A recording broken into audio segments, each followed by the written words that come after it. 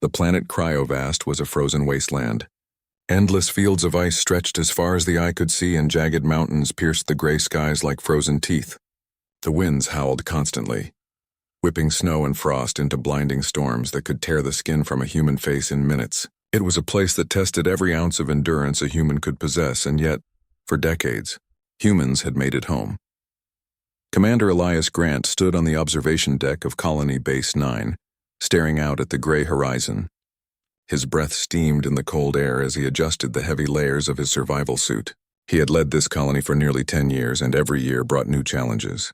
But now, for the first time, he felt the cold dread of hopelessness creeping into his chest. Reports had been coming in all day. The predators were returning.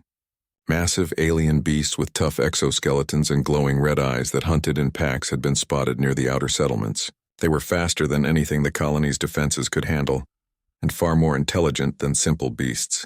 These were hunters. They were not just a threat, they were a warning. "We can't hold them off much longer," said Lieutenant Mara Jensen, her voice tense over the comm link. She was pacing in the command room, her fingers tapping nervously on the console. "Even with the perimeter shields at full power, they're learning our patterns. Every attack is sharper than the last." Elias rubbed his face. He had hoped that the defenses would buy them enough time to find a solution, but now he realized there might not be one. Cryovast was isolated. The colony had limited supplies, limited manpower, and no immediate allies.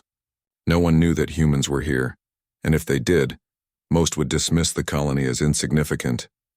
He sighed and turned to the comms officer. "Send the signal." "What signal?" the officer asked, startled. "The one we've been saving for this moment, the one the council never approved." Elias's voice was low but steady, a plea for help. "To anyone who might hear us." The officer hesitated. "Commander, you know what this means. It's risky. We don't even know if anyone is listening, and if the wrong species hears it." Elias nodded. "I know, but we have no choice. Our people are dying. We either reach someone, or we die here." A deep silence filled the command room as the crew prepared the ancient quantum transmitter. The device was experimental, never tested in real combat. It could send a signal faster than light across vast distances, but the chances of it being received or answered were slim. Still, it was the colony's last hope. Activating in 3, 2, 1. The console beeped. A pulse of energy shot from the transmitter, traveling across the cold void of space, carrying humanity's desperate call for help. Elias watched the readouts anxiously. Every second that passed felt like a year. He knew that this signal could change nothing or everything. Far across the galaxy, countless civilizations went about their lives, many too busy with wars, politics, or survival to notice a small, insignificant human colony. Most would have ignored the signal. Most did, but some did not. In the edge of known space, aboard a massive Zytherian observation vessel, the signal arrived. The Zytherians were a species known for their cold logic, immense technology, and centuries of galactic experience. They rarely interfered with younger civilizations. They calculated, observed, and only acted when it suited their interests. Yet the signal intrigued them. It was not just the content, a colony under attack, but the tone. There was desperation, yes, but there was also hope, courage, and a stubborn refusal to give in. Such qualities were rare even among older species. The Zytherian commander tilted her head, analyzing the data. "Why does this species persist, even when faced with near-certain destruction?" she asked, her voice calm but curious. "They are resilient, interesting." Her officers exchanged glances. "Intervention is unusual," one said. "Our mandate is observation. This species is insignificant. Why act?" "Because they dare to hope," the commander replied. "There is potential here. Perhaps we should see it firsthand." Back on Cryovast, the colony's situation worsened. Snowstorms lashed against the reinforced walls, making it difficult for patrols to scout the perimeter. Supplies were running low. Morale was fragile. Mothers whispered to children about the dangers outside. Soldiers practiced drills, their faces pale and tense. Every shadow seemed to hide death. Elias walked through the mess hall, nodding to his weary crew. "We're doing everything we can. Stay alert, stay calm, help may already be on its way." A young technician, barely 17, looked up at him with wide eyes. "Do you really think someone will answer, sir?" Elias smiled faintly, though his eyes betrayed his fear. I don't know, but if we don't try, we're already lost. That night, the auroras of Cryovast painted the skies in ghostly greens and blues. The humans huddled in their quarters, some praying, some planning, all waiting. Outside, the alien predators prowled, their glowing eyes scanning the icy plains for weakness. Hours passed. Days passed. The signal traveled across light years of empty space, passing by civilizations that never noticed. The humans fought off minor predator incursions, patching defenses, tending to the wounded, trying to survive. And then, finally, a ripple in the void responded. A transmission arrived, not hostile, not distant, but immediate and direct. It was unlike any humans had ever received. The message carried the resonance of power, of intelligence far beyond anything they had seen. It was clear, calm, and precise. Human Colony Cryovast 9, the voice said. We have received your plea. We will come. The command room went silent. The crew stared at the console in disbelief. Eyes met Elias's. Did they just say they're coming? Mara whispered. Elias's heart pounded. Yes, they are coming. We are not alone. Even as relief washed over him, he knew the moment was just the beginning. Whoever was coming would be unlike anything humans had faced. Their intentions, their methods, even their morality could be beyond human comprehension. And yet, the hope that had guided humanity through millennia of hardship burned brighter than ever. Out in the frozen darkness, the alien predators paused.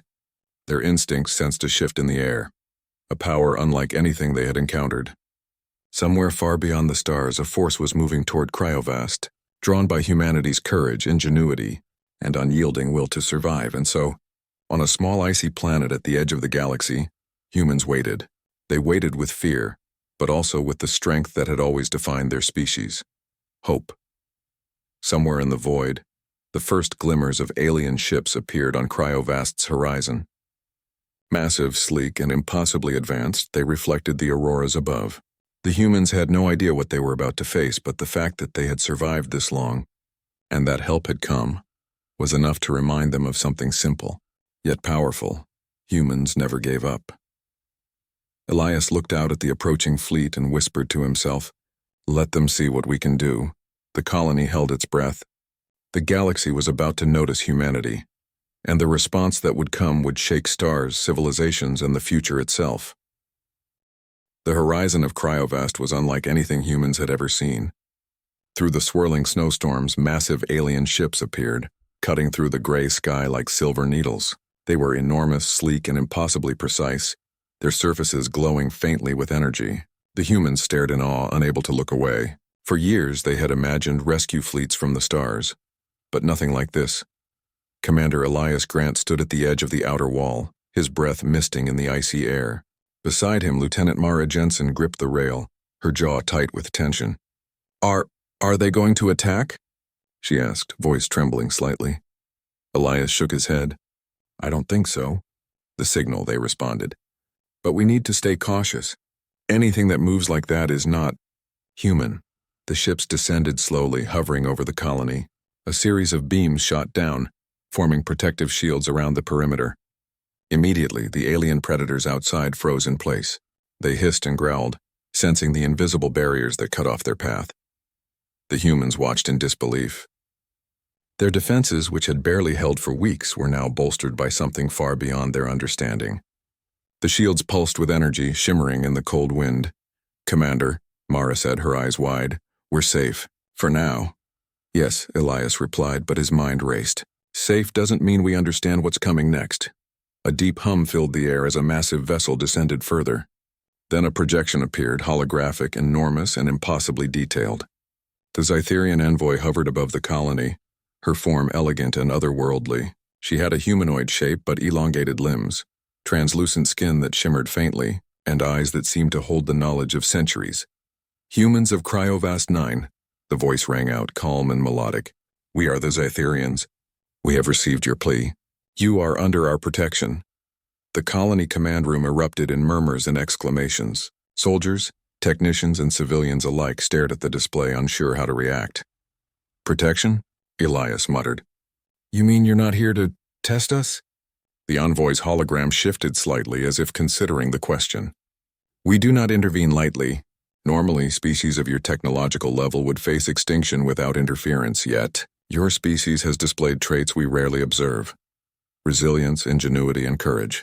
We wish to witness your capabilities firsthand. Mara blinked. Witness, you mean, like experiments? The envoy's eyes glowed faintly. Observation does not imply cruelty. We will provide guidance and technology to help you survive. Your enemies will be repelled. Your survival may benefit more than yourselves. It may change the course of history. Elias took a deep breath. So you're going to help us fight? Yes, the envoy said. But you must learn to use what we provide. Your species is capable of creativity, but you must apply it with precision. Adaptation will be the key to survival. For the first time in weeks, hope filled the colony, yet it was mixed with apprehension. The humans had survived alone for so long. Now they faced beings far beyond their comprehension, offering aid and the responsibility to learn quickly. The Zitherians began their work immediately. Pods containing advanced energy weapons, shields, and surveillance drones descended from the ships. Human engineers and soldiers were instructed in their use. The technology was complex, far beyond anything humans had designed. But the Zitherians did not simply give orders, they taught. You must understand the principles behind the devices, the envoy explained. Replication without comprehension will fail. Adaptation is key. Elias watched as his engineers experimented with the new tools.